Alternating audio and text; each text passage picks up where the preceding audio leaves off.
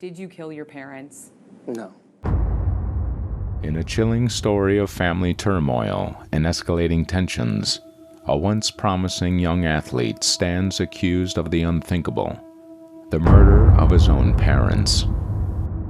As secrets unfold and text messages reveal a troubled relationship, the courtroom becomes the battleground where innocence and guilt collide. This is the story of Antonio Armstrong Jr., a case fueled by shattered trust, lies, and the haunting questions of what truly happened that fateful night.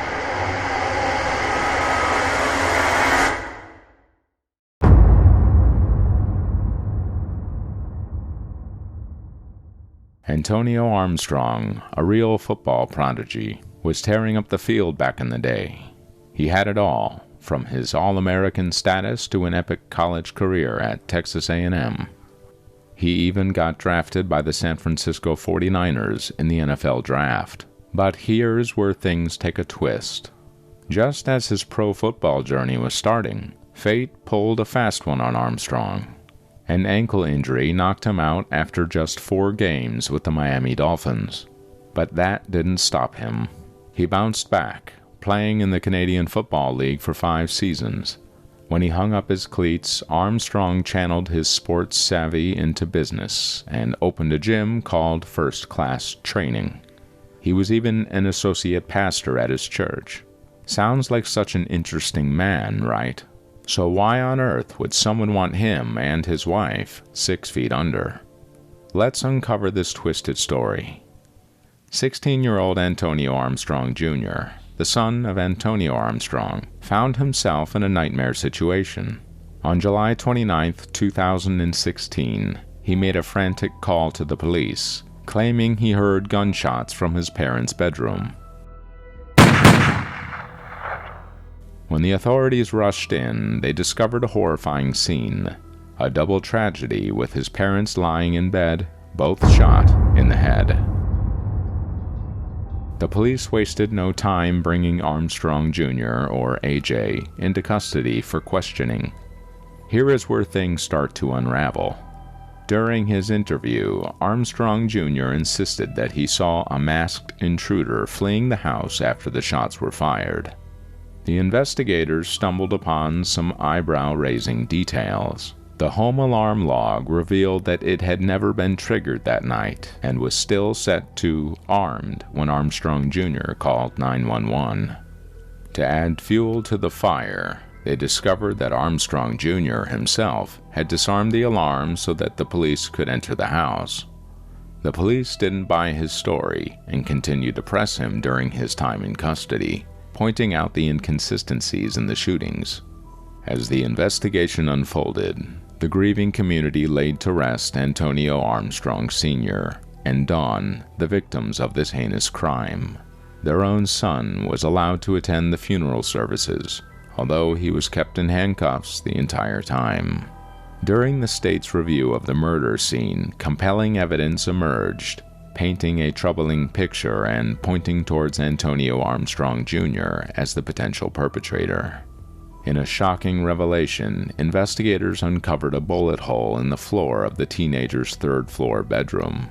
Further analysis determined that the shot had been fired from that room, with the bullet tragically finding its way into the bedroom of Dawn and Armstrong Sr. directly below. Initially denying any involvement with his father's firearm, Armstrong Jr. eventually changed his story, confessing to the investigators that he had been demonstrating the gun to a friend a few days prior to the murders when it accidentally discharged. This sudden admission raised serious doubts. But that's not all. Investigators made an additional disturbing discovery: the presence of scorch marks on the carpet covering the staircase. When questioned about it, Armstrong Jr. maintained that he had been playing with matches a couple days before the murders and inadvertently dropped one, igniting the carpet. However, a deep examination revealed that the stairs had been deliberately doused with gasoline before being set ablaze. This revelation left prosecutors deeply troubled, leading them to suspect that Armstrong Jr. had intended to engulf the house in flames, effectively blocking the sole escape route his parents could have taken, creating a wall of fire. Fortunately, the fire ultimately extinguished itself. As these unsettling details emerged, the case against Armstrong Jr. grew stronger, presenting a disturbing narrative that suggests a deliberate and calculated plan. On March 29, 2017, Armstrong Jr. appeared in juvenile court. The prosecutors began to piece together the events leading up to that fateful night, seeking justice for the victims and attempting to unravel the motivations behind such a horrific act. His journey through the legal system took a significant turn when the court certified him to stand trial as an adult on 2 charges of capital murder. As a result, the case was transferred from the jurisdiction of the juvenile court to the more severe and consequential criminal district court. During the trial, prosecutors presented text message exchanges between Armstrong Jr., his mother Dawn, and his father Antonio. These messages, spanning up to 10 months before the tragic murders, revealed a reoccurring theme of parental concern over Armstrong Jr.'s academic performance and disappointment in his behavior. In the text messages, Dawn expressed anger and frustration towards Armstrong Jr.'s declining grades, while Antonio attempted to uplift his son's spirits and instill confidence. Antonio's message encouraging AJ to believe in himself and not lose hope showcased the father's unwavering support. However, as the 2016 school year progressed, his grades continued to plummet, leading to his parents' growing discontent. They expressed their unhappiness with Armstrong Jr., breaking curfew, spending excessive money, and potentially smoking marijuana in the house. The couple felt that their son was becoming increasingly deceitful, with Dawn describing him as a, quote, bold-faced liar, like she had never seen before. Armstrong Jr.'s academic struggles reached a point where he was eventually expelled from Kincaid High School due to his poor grades.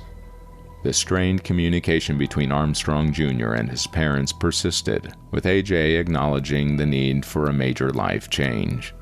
In response, Dawn expressed her deep disappointment, emphasizing how they had provided him with the best education, a celebratory car, and had tried to be open and supportive, only to feel betrayed by his lies and lack of effort. The defense team attempted to counter the prosecution's narrative by pointing out the loving and concerned messages exchanged between Armstrong Jr. and his parents. They highlighted the fact that the prosecutors selectively chose the text messages presented to the jurors from a vast collection of over 80,000 pages of phone records. As the trial commenced on April 24, 2019, the young defendant found support from numerous family members and friends, all fervently maintaining his innocence. His defense attorneys seized upon the lack of physical evidence in the case, striving to cast doubts on the allegations. We saw that there was no fingerprint evidence on anything in the house. We saw that there was no DNA evidence on anything in the house, meaning there was no blood found in AJ's room, anywhere that indicate that he had anything to do with this crime. So we think it was a pretty good day for us. However, they also embarked on a bold strategy, building a case around another family member whom they believed to be more plausible suspect, Josh. In a dramatic twist, the defendant's younger sister, Kara Armstrong, took the stand to testify in favor of her brother. She shed light on the dynamics within the family and their relationship with the eldest Armstrong child, Josh, who was the stepson of Armstrong Sr. and the biological son of Dawn. Kara revealed the dark side of Josh's life, describing him as a heavy drug user whose addiction had been escalating in the months leading up to the murders.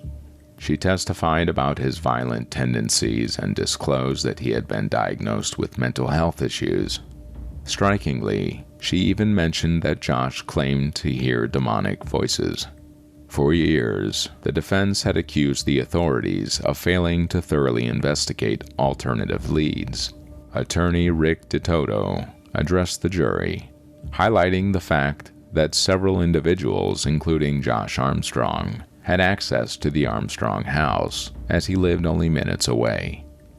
DeToto painted a disturbing picture of Josh's deteriorating mental state, emphasizing his psychiatric history, suicidal tendencies, homicidal thoughts, and bouts of catatonia.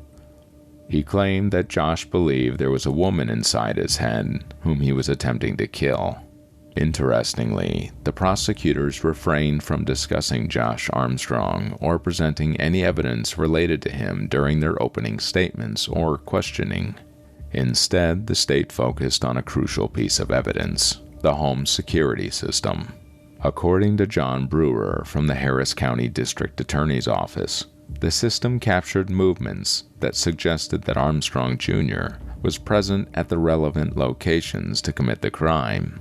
Motion detectors recorded someone traversing from the teen's upstairs bedroom to the second floor, where his parents met their tragic end. As the trial unfolded in the courtroom of State District Judge Kelly Johnson, attorneys anticipated a lengthy proceeding, potentially lasting months. After 2 days of deliberation, the jury ultimately reached an impasse, unable to reach a verdict. Consequently, the judge had no choice but to declare a mistrial. On October 11, 2022, the second trial began, with the prosecution presenting a wealth of new evidence, bolstering their confidence in the case against Armstrong Jr. Alongside the evidence previously introduced, they unveiled a disturbing detail: his internet search history. They revealed that Armstrong Jr. had searched for information on how to rig a car bomb to explode upon starting in the days leading up to the murders.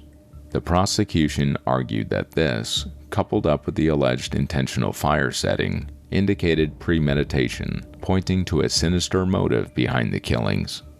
Additionally, they introduced Armstrong Jr.'s cell phone records as further evidence. Prosecutors contended that the defendant was consistently active on his cell phone, with one notable exception: the time frame during which the murders occurred. They presented evidence illustrating that cellular activity on Armstrong Jr.'s phone abruptly ceased at 1:02 a.m., only to resume at 1:04 a.m. The phone was then unplugged from its charger at 1:08 a.m., coinciding with the triggering of the second-floor motion sensor in the home just a minute later. The prosecution emphasized the significance of several minutes of cellular inactivity, pointing out that the phone's display remained lit during this period. They argued that this illuminated display indicated the defendant's use of the phone's flashlight app as he made his way down the second-floor hallway towards his parents' room. However, despite the compelling evidence presented, the prosecution faced another setback. After days of deliberation, on October 26, the second jury reached a deadlock, with 8 out of 12 jurors voting to acquit. The courtroom was left in a state of uncertainty as the second trial failed to reach a conclusive verdict. As the third trial loomed, Armstrong Jr. made a decision to break his silence and grant an interview to the media. Sitting down with ABC's 2020 and reporter Matt Gutman, the defendant shared his unwavering proclamation of innocence. In the interview, which aired on January 6, Armstrong Jr. expressed disbelief at the notion of being responsible for his parents' death. Standing by his side amidst the mounting legal battles were supportive family members, including his grandfather, Keith Whitley, who also spoke to ABC News, firmly asserting his belief in his grandson's innocence. The defense attorney retained by Armstrong Jr., Rick DeToto, remained resolute in his client's innocence. He highlighted the lack of substantial physical evidence implicating Armstrong Jr. and emphasized the troubled history of his older stepbrother as factors that weakened the state's case. DeToto pointed out the flaws in the alarm system, a previous break-in at one of Armstrong Sr.'s gyms, and the absence of gunpowder residue on his client's hands as evidence that should have steered investigators away from pursuing Armstrong Jr. as a suspect in his parents' murder. However, the eagerly anticipated third trial encountered yet another setback.